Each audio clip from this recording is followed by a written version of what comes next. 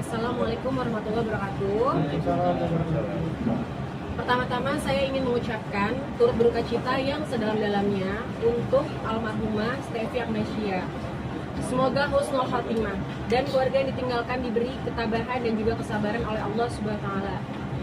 Sebelumnya saya mengakui bahwa dulu pernah terjadi perselisihan dengan almarhum Stevi Agnesia dikarenakan kesalahpahaman dan berlanjut terus-menerus.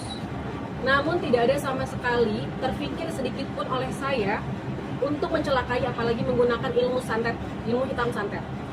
Santet adalah perbuatan dosa besar yang tergolong perbuatan musyrik yang diancam jadi penghuni neraka jahanam yang kekal.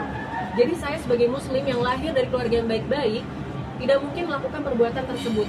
Qadarullah, sakitnya almarhum Stevi Agnesia sama sekali tidak ada hubungannya dengan saya dan keluarga saya.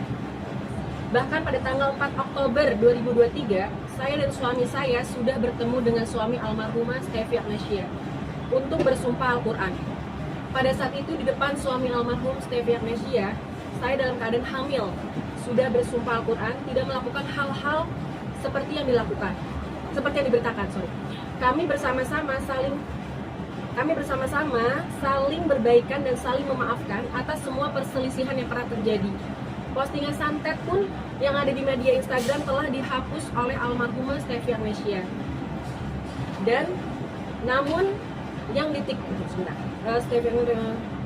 Namun memang postingan di media TikTok belum dihapus sehingga membuat berita ini menjadi viral dan mulai sangat mengganggu saya dan keluarga saya.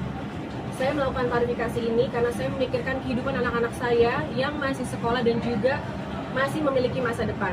Saya tidak mau anak-anak saya dicap punya ibu sebagai pembunuh. Saya juga punya suami. Saya tidak mau suami saya dicap punya istri pembunuh. Dan saya juga punya orang tua. Saya tidak mau orang tua saya dicap punya anak pembunuh. Dengan segala kerendahan hati saya, memohon kepada para pihak untuk tidak melanjutkan fitnah ini. Almarhum Stevi Agnesia meninggal di hari yang baik, di bulan suci Ramadan. Insya Allah beliau husnul khatimah. Semoga dilancarkan jalannya dan diterima iman Islamnya. Amin Allahumma amin. Sekian klarifikasi dari saya, atas perhatiannya para pihak saya ucapkan terima kasih. Aisyah boleh nanya kah? Oke, boleh. Mungkin pertanyaannya ada dua. Kenapa baru sekarang gitu untuk klarifikasi ini? Terus yang kedua kan selama ini mungkin fitnah-fitnah itu